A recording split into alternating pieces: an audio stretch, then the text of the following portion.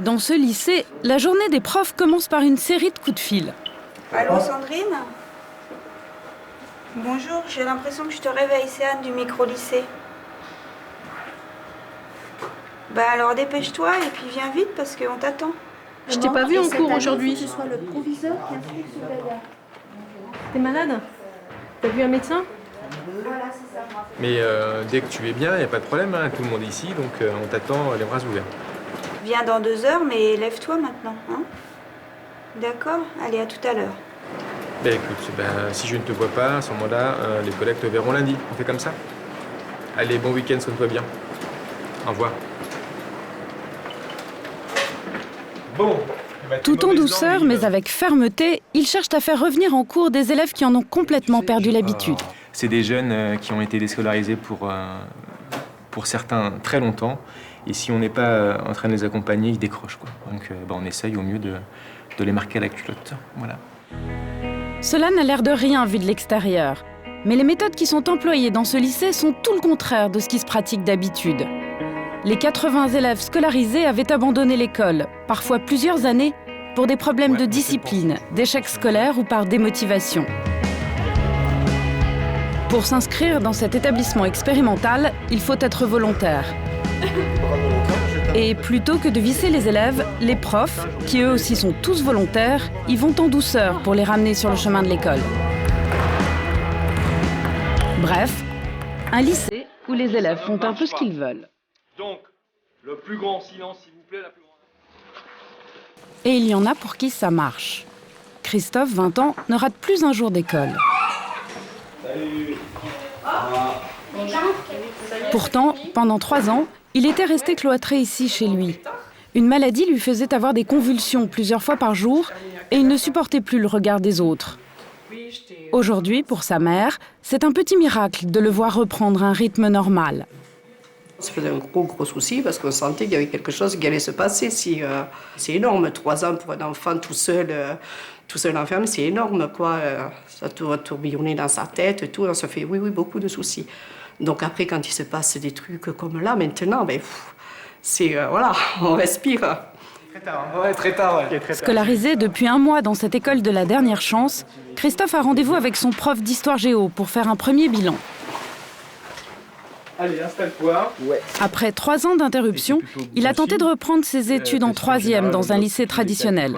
Il se confie sur les difficultés qu'il a rencontrées. Franchement, ça l'a pas fait du tout. Dès le premier jour, oh non, ça l'a pas fait. Non, pas du tout. C'est quoi, c'est le retour avec d'autres jeunes qui t'a posé problème? C'est le regard non, qui même posait sur toi, c'est quoi? Un peu de tout, je veux dire. Franchement, c'est dans une classe, ils devaient avoir tous en moyenne 14-15 ans. J'en avais 18. La mentalité, je veux dire, en 4 ans, il se passe des choses. Bien sûr. Puis même l'attention des profs, c'était pas la même. Je veux dire, j'avais 18 ans, pour eux, ils ont pas essayé de comprendre pourquoi. Je suis en 18 ans, affiché 18 ans en seconde, je suis un boulet, quoi. En mathématiques, je comprends pas, me fait c'est parce que t'as mal lu. De toute façon, vu ton âge en cours, D'accord. Enfin, me casser, quoi. Ça dure combien de temps cette seconde? 2 semaines. 2 semaines? Ah ouais, non, mais c'était terrible. radical. Je me suis terrible. dit, c'est pas du tout fait pour moi.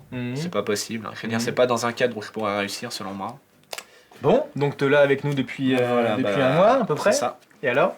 Franchement, mes impressions sur le micro-lycée, mais c'est vraiment génial, quoi. Ouais. J'aime, vraiment. Qu'est-ce que tu as pour Christophe est enthousiaste. Toutefois, le prof le met en garde. D'accord, les autres, il n'y a rien d'acquis. D'accord? Et sous cet aspect, on va dire parfois décontracté, le travail, il va commencer à monter en pression. Et c'est là que on va voir, ce qui se passe. Après toutes ces années en dehors du circuit scolaire, Christophe ne risque-t-il pas de décrocher à nouveau? Pour gagner leur pari, les enseignants jouent d'abord sur la complicité. Vas-y, moi faire les pas Emmanuel, c'est bon, on est sorti? Et ben moi aussi. Un petit peu. Contrairement à tous les autres lycées de France, ici, pas de barrière entre les profs et les élèves. À l'intercours, tout le monde prend le café ensemble. On partage les bons moments, mais aussi les corvées, comme chaque vendredi. Qu'est-ce que vous faites là? Vous allez faire quoi? Le ménage. Ok, préposé respirateur, c'est qui? Non, c'est les femmes au ménage. C'est moi. Tiens. Je m'en rappelle. Viens, on va sortir. Les élèves doivent nettoyer leurs locaux avec l'aide des profs. Cela fait partie de la pédagogie. Hein? On les met les mains dans le cambouis, et donc c'est balai, éponge, ils frottent. Et pour nous, c'est également de les voir autrement et de leur dire, voilà, maintenant, tu vis avec nous, tu s'allies avec nous, donc on nettoie tous ensemble, tout simplement. Et vous? Et pourquoi les professeurs aussi? Parce que, pour éviter que naisse un sentiment d'injustice chez les élèves, voilà, c'est encore une fois les jeunes qui font le travail et les autres qui encadrent, ils font pas leur travail, donc on participe aussi avec eux. Les profs montrent ainsi qu'ils veulent avancer main dans la main avec les élèves. Mais une fois en cours, c'est une autre paire de manches. Christiane est la prof de français de Christophe. Dans un premier temps, il fait partie de ce groupe de remise à niveau. Hein? Vous n'êtes que 5 là aujourd'hui? Donc, sont absents Brianne, Ulrich. Pour faciliter le travail, sa classe ne compte que 12 personnes. Ce jour-là, comme souvent, près de la moitié des élèves n'ont pas fait l'effort de venir. Et pour intéresser ceux qui sont présents, elle va devoir se montrer très patiente. Il doit être là. Alors, est-ce que tout le monde a son livre? Dernier jour d'un condamné? Vous avez avancé un peu la lecture? Elle attend des deux qu'ils lisent à la maison ce texte de Victor Hugo. Juste, ça m'intéresse bien de savoir si vous y allez ou pas, quoi. Mais ce n'était pas du goût de cette jeune fille rebelle, Erwan, 20 ans. D'accord. Alors, les gens qui n'ont pas lu, ils n'ont pas lu pourquoi? Parce que c'est démodé, Victor Hugo. C'est démodé, Victor Hugo. Aïe, aïe, aïe. Qu'est-ce que tu trouves démodé là-dedans? Plutôt que de la réprimander, l'enseignante va déployer des trésors de pédagogie. Alors, pourquoi moi je dirais quand même que c'est pas si démodé que ça, cette affaire? Il n'y a pas dans l'actualité d'aujourd'hui des choses qui nous montrent que cette réflexion sur la peine de mort, c'est pas si démodé quand même? Est-ce que la peine de mort est abolie partout? Non, bien sûr que non. Non, pas du tout. Aux États-Unis, elle y est encore, par exemple. Oui, par exemple. Donc, Erwan, sur ce plan-là, tu vois, je crois que la réflexion qu'on peut avoir contre la peine de mort, c'est pas démodé. Alors, est-ce que Mais Erwan refuse de se laisser convaincre. En fait, j'aime pas Victor Hugo. Alors, pourquoi t'aimes pas Victor Hugo? Je sais pas, j'aime pas. C'est sa façon d'écrire, etc. Il est reconnu et tout, je suis d'accord, il a une façon d'écrire bien. Est-ce que tu peux être plus précise? Mais sinon, j'aime pas. Contre toute attente, la prof va tout de même avoir une bonne surprise. Ben, tu lis quoi, Erwan, d'habitude? Ça dépend, des fois je lis Jane Austen, c'est ça? Celle qui a fait Orgueil et Préjugés, j'aime bien. Simone de Beauvoir, j'aime beaucoup. J'ai lu quoi? L'étranger, je sais plus qui c'est, je crois. De Camus? Ouais, Albert Camus. Alors, plutôt que de se braquer sur Victor Hugo, Christiane s'appuiera sur les goûts d'Erwan pour la faire travailler au prochain cours. T'as le bouquin chez toi, Erwan? Ça m'intéresserait que tu ramènes juste ce passage-là. Du doigté pour éviter de faire fuir ses élèves, toujours sur le point de déserter. Quand même étrange. Bon, bah, vous pouvez aller manger. Le fil qui relie Erwan à l'école est très fragile. Il y a 3 ans, elle a été placée dans un foyer et c'est le moment où elle a commencé à décrocher. À 20 ans, elle tente donc de reprendre sa scolarité, mais elle continue d'être absente 1 jour sur 2. Un gros problème d'assiduité qu'elle semble prendre à la légère. En fait, vendredi, j'ai pris mon jour de RTT. Et en fait, j'ai décidé de ne pas aller en cours parce que je devais aller à une soirée directement, etc. Parce que sinon, ça leur allait faire trop si je venais en cours pour ensuite repartir. Et finalement, la soirée elle a été annulée. Après, ce week-end, c'était la nuit blanche de Paris, je sais plus quoi. Et je suis rentrée lundi matin, tout éclaté, donc j'ai dit je vais pas à l'école. Non, il y a des jours, voilà, on a fait notre journée, le lendemain on va à un congé, je sais pas. Je fonctionne comme ça. Un jour je tape, un jour j'arrête. Pour une élève comme Erwan, ce n'est pas gagné car les méthodes douces du lycée ne portent pas leurs fruits. Et la solidarité entre les élèves ne suffit pas non plus. Ouais, bah. Tous les soirs, quand il rentre chez lui, Christophe s'inquiète pour Erwan, trop souvent absente. Il tente même de l'appeler pour la remotiver. Elle essaye, elle aimerait bien qu'on la booste, quoi. Et tu l'appelles, tu essayes de... Ouais, vu qu'on est super soudés entre nous dans la classe, on essaye de se motiver à venir, quoi. Et là, elle ne répond pas? Elle répond pas, quoi. Bon, après, on sait pas non plus ce qu'elle fait, mais pas de nouvelles, quoi. Après 2 jours d'absence, Erwan finit par réapparaître. Elle a cours de français avec Christiane. Aussitôt, la prof saute sur l'occasion et décide d'orienter son cours vers les goûts de la jeune fille. Alors, Erwan, l'autre jour, nous a parlé d'un texte où il avait été question déjà de la peine de mort, mais dans un autre style. Ah ouais. Oui, Ervan, as-tu pensé à nous apporter un extrait? Et bien, vous savez quoi? Non. Non. Je vais vous le résumer, mais vite fait. Mais le livre, je l'ai prévu, je sais pas c'est à qui. T'inquiète pas, donc j'ai prévu. Ouais. Donc j'ai amené l'extrait. Malgré cette main tendue, Ervan relâche de nouveau son attention.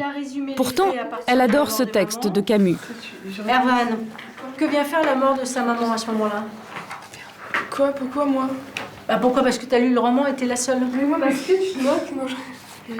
Est-ce que tu te souviens de cet épisode? Qu'est-ce qui se passe pour sa maman? Aujourd'hui, maman est morte, peut-être hier, je ne sais plus. C'est ce qu'il dit. Eh ben, tu vois, la mémoire que tu as, exceptionnelle, Ervan. Donc, Christiane sollicite en permanence Ervan et fait tout pour la valoriser. Mais cela ne suffit toujours pas. à assister aux obsèques de sa maman. Comment il se souvient des mots et comment il nous les rapporte? Bah, la page 54, quand il dit « Il a résumé les faits à partir de la mort de maman ». Oui. Ah, je sais pas. Vas-y. Me coucher. Non, on va pas te coucher, Alain. Tu es très utile à tout le monde. Alors, Drôle d'école où les élèves qui ne suivent pas ne sont jamais les réprimandés. gestes, vous voyez. Encore plus étonnant, ils ne sont pas notés. Et pourtant, la sanction existe. Après 2 mois de scolarité, on fait le point et les élèves qui n'ont pas prouvé leur motivation seront renvoyés. Cela représente la moitié des nouveaux arrivants.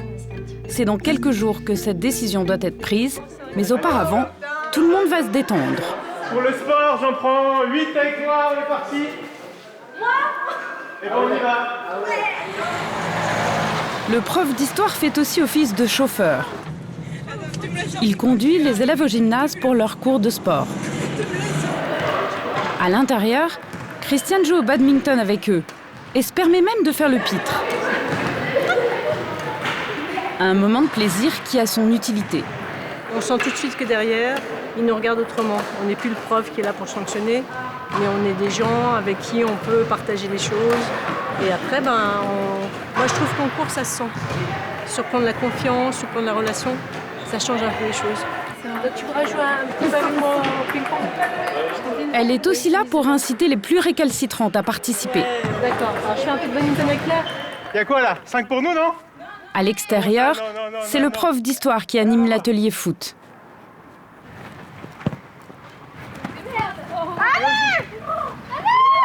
Mais après ce moment ludique, il va bien falloir passer au sujet qui fâche. Ce matin, les profs sont tous réunis.